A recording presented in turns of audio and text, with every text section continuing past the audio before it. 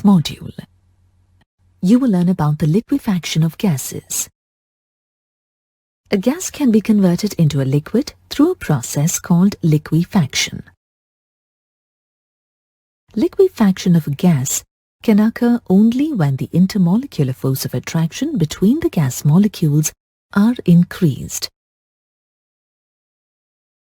So, how do we increase the force of attraction? It can be increased in two ways.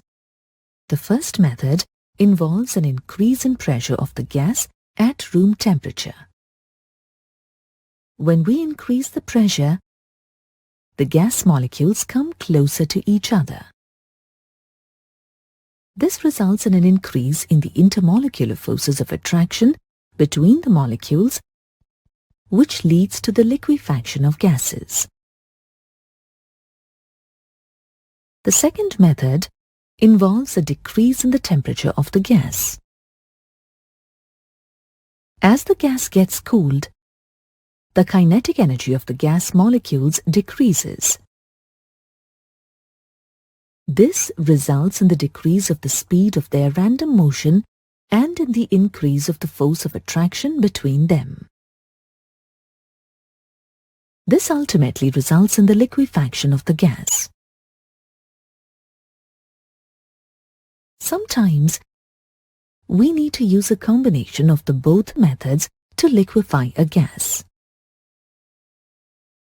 For example, carbon dioxide, ammonia, sulfur dioxide, and hydrogen chloride can be liquefied either by increasing the pressure or by decreasing the temperature.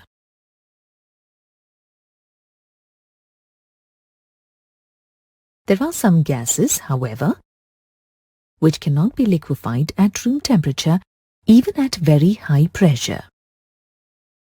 These gases are called as permanent gases. Hydrogen, helium, and oxygen are examples of permanent gases. Irish scientist Thomas Andrews studied the pressure and temperature conditions of liquefaction of several gases. He established that for every gas there is a particular temperature beyond which, no matter how much high pressure is applied, a gas cannot be liquefied. This temperature is known as critical temperature. Critical temperature, Tc, can be defined as the characteristic temperature of a gas above which any increase in pressure will not result in the liquefaction of the gas. The minimum pressure required to liquefy 1 mole of a gas at critical temperature is called critical pressure, Pc. The volume occupied by 1 mole of a gas at its critical pressure and at critical temperature is the critical volume, Vc, of the gas. Tc, Pc, and Vc are collectively called the critical constants of the gas. A point where there is no distinction between the liquid and the vapor state of a gas is called the critical point, and the gas at this point is said to be in the critical state. In 1861, Andrews studied these critical phenomena of carbon dioxide. In his experiments, he studied the effect of pressure on volume at different temperatures for carbon dioxide. He plotted this variation in volume and pressure at constant temperature, called isotherms, as shown in the graph. Observe the isotherm at 21.5 degrees Celsius. At low pressure, carbon dioxide exists as a gas at point A. On increasing the pressure, the volume of the gas decreases along curve AB. The liquefaction of the gas starts at point B and continues along BC, which is evident by the sudden decrease in the volume. Both liquid and gaseous carbon dioxide coexist in equilibrium along the line BC.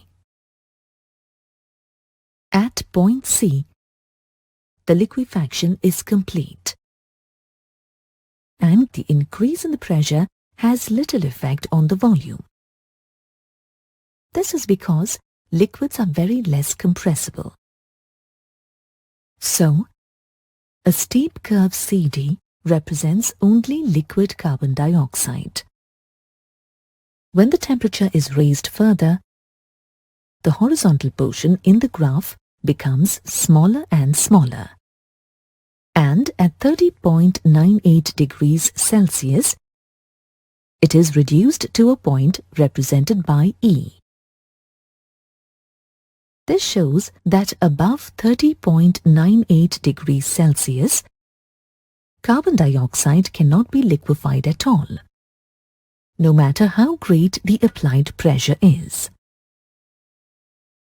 So the critical temperature of carbon dioxide was found to be 30.98 degrees Celsius, while the critical pressure PC is 73.9 atmospheric pressure and the critical volume is 95.6 milliliters. As you can see, all the ends of the horizontal portions of the isotherms are joined to form a dome-shaped curve as shown here. Point A represents the gaseous state, whereas point D represents the liquid state. All points within the dome-shaped area represent the existence of liquid and gaseous carbon dioxide in equilibrium. All gases on isothermal compression exhibits the same behavior as shown by carbon dioxide. Note that it is possible to change a gas into a liquid or a liquid into a gas such that there is always a single state present by altering the conditions of temperature and pressure. For example, in the graph, as we can move from point A to point F vertically by increasing the temperature, point G can be reached by compressing the gas at constant temperature along the 31.1 degrees Celsius isotherm. As the curve FG lies above the critical temperature, increase in the pressure doesn't result in the liquefaction of the gas. Hence, curve FG represents the gaseous state. Now, if we move vertically down from point G by lowering the temperature, on crossing the critical isotherm at point H, we get the liquid state.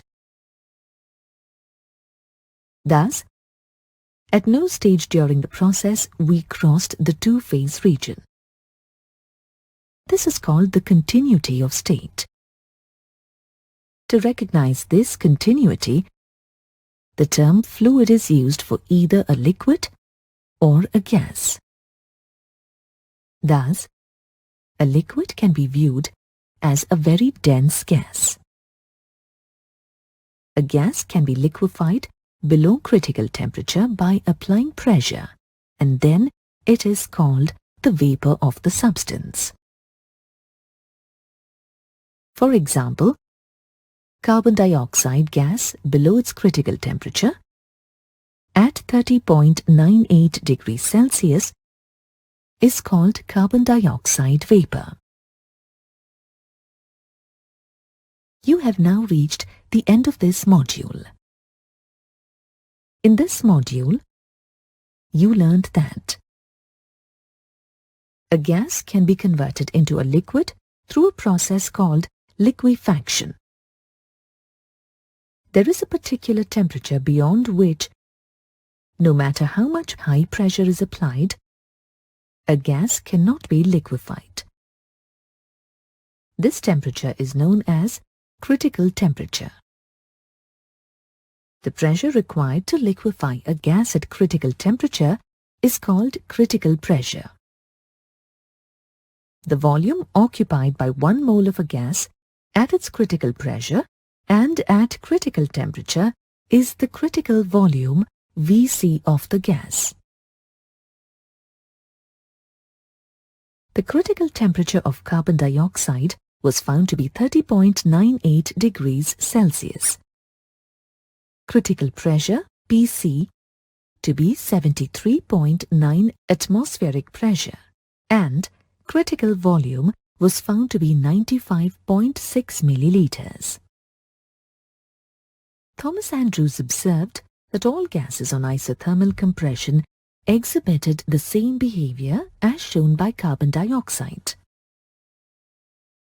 A gas can be liquefied below its critical temperature by applying pressure.